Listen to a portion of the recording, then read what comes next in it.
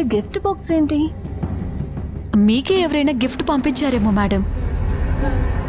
ఏంటబ్బా ఇది?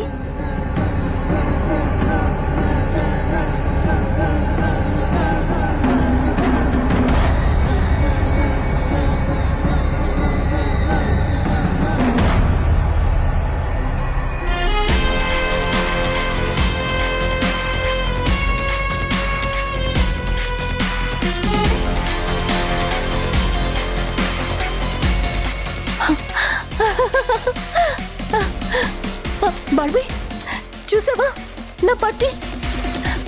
మా డాడీ కొనిచ్చిన పట్టి. అమ్మయ్యా, ఇది ఇన్ని రోజులకి దొరికింది. దీన్ని ఎలా తిరిగి సంపాదించుకోవాలా అని చాలా టెన్షన్ పడ్డాను. చూసావా బార్బీ, దానంతట అదే ఎలా ఎగురుకుంటూ నా దగ్గరకు వచ్చిందో. Wow, I'm very happy.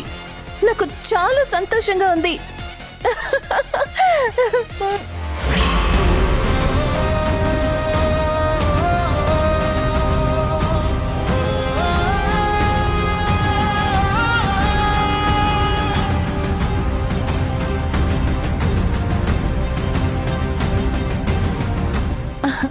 Barbie, నిజంగానే చాలా చాలా సంతోషంగా ఉంది తెలుసా? మేడం, ఒక నిమిషం ఆగండి. ఏంటి, ఏమైంది? మేడం, ఇది మేఘన దగ్గరున్న పట్టీ కదా?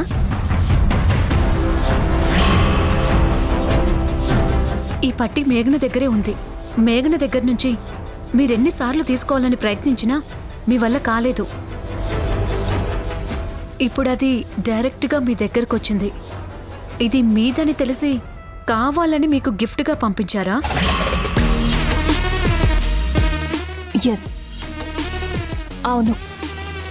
నేను ఆ విషయమే మర్చిపోయాను. అంటే ఆ మేఘనకి నా మీద డౌట్ వచ్చిందా?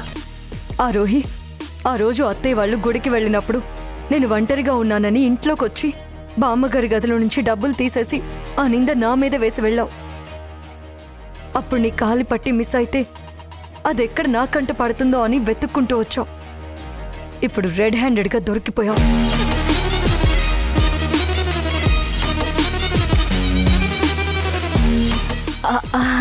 హాయ్ మేఘనా.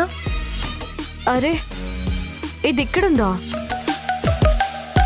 ఇది ఇక్కడికి ఎలా వచ్చింది? ఓ, ఇది బహుశా గురు పంపించుంటాడు. ఏది ఒకసారి లైవ్.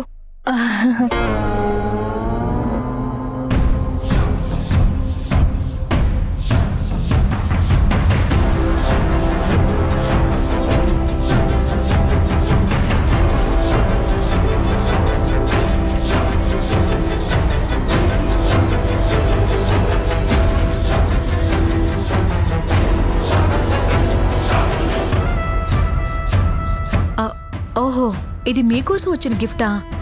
అవును, నా కోసమే వచ్చిందనుకుంటా. దాని మీద పేరేమైనా ఉందేమో చూడు.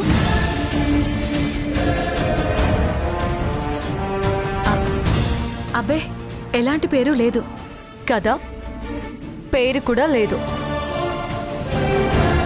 అయితే ఇది నాదే.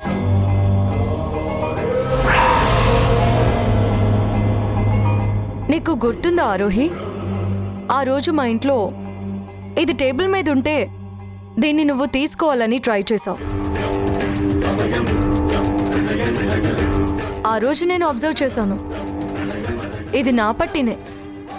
అనుకోకుండా ఆ రోజు అక్కడ పడుంటే అది బాగుందని నువ్వు చూసినట్టున్నావు. ఇది నా దగ్గర నుంచి మిస్ అయింది. గురిని వెతికి పంపించమన్నాను. అలాగే వెతికి పంపించినట్టున్నాడు. ఇది నాకు చాలా విలువైంది ఆరోహి. ఇది నాకు దొరికినప్పటి నుంచి నా జీవితంలో నేను ఎక్స్పెక్ట్ చెయ్యని అద్భుతాలన్నీ జరుగుతూ ఉన్నాయి. ఇంకా నా జీవితంలో ఎన్నెన్ని అద్భుతాలు చూడాల్సి వస్తుందో ఏంటో.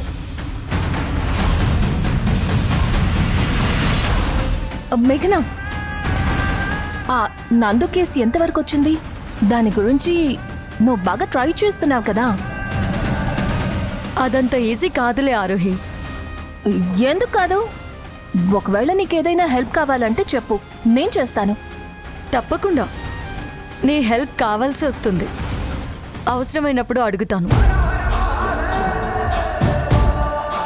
కానీ ఒక్కటి మాత్రం నిజం, ఇంటి దొంగని ఈశ్వరుడు కూడా పట్టలేడు అంటారు కదా. ఇలాంటి వాటిల్లో ఆ దొంగని పట్టుకోవడం అంత ఈజీ కాదని అనుకుంటున్నాను. నమ్మకంగా పక్కనే ఉంటూ గొంతులు కోసే నమ్మక ద్రోహుల్ని పట్టుకోవడం అంత ఈజీ కాదు కదా ఆరోహి. నాకేదైనా డెవలప్మెంట్ వస్తే ఖచ్చితంగా మొట్టమొదట నీతోనే పంచుకుంటాను. ఓకే.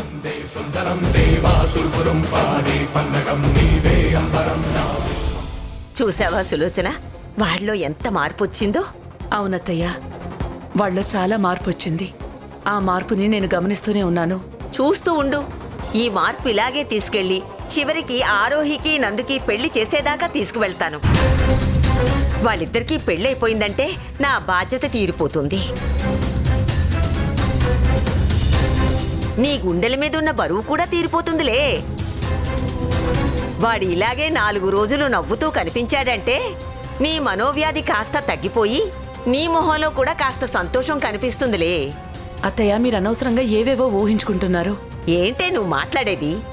వాడు చక్కగా అమ్మాయితో కలిసి తిరుగుతూ ఉంటే మనసంతా ప్రశాంతంగా ఉందని చెప్తుంటే నువ్వేంటి అలా మాట్లాడుతున్నావు? అత్తయ్య, నందు గురించి నాకు బాగా తెలుసు. నువ్విలాగే అంటూ ఉండు. నీ కళ్ళ ముందే వాళ్ళిద్దరికీ పెళ్లి చేయకపోతే నా పేరు కాంతమే కాదు.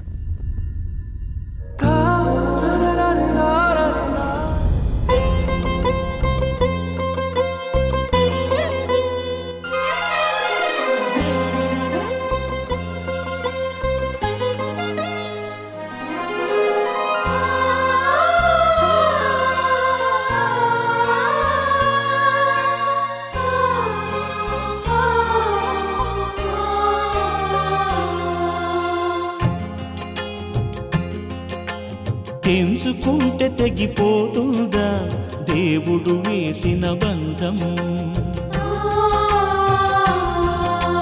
తెంచుకుంటే తెగిపోతుందా దేవుడు వేసిన బంధం? తెలుసుకోని జీవిత గమ్యం, పెంచుకోమానుబంధం. 7 అడుగులు నడిచిన వాడే 7 జన్మలు తోడుంటాడు. భర్తగా నిన్ను భరించువాడే బ్రతుకు దీపం వెలిగిస్తాడు. అతని హృదయం నాటి చరామి, అగ్నిహోత్రమే అందుకు హామీ. అతని హృదయం నాటి చరామి, అగ్నిహోత్రమే అందుకు హామీ.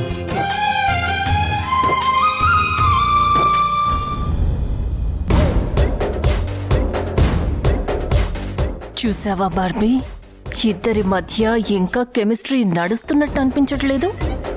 నేను చెప్పాను కదా మేడం, మనుషులు దూరమైనా మనసుల్లో ప్రేమలు దూరం అవ్వవు అని. చింత చచ్చినా పులుపు చావలేదు అంటే ఇదే మేడం. చచ్చిపోతుంది. ఆ ప్రేమకి ఎక్కడైనా కొన ఊపిరి ఉంటే నేను చంపేస్తానుగా.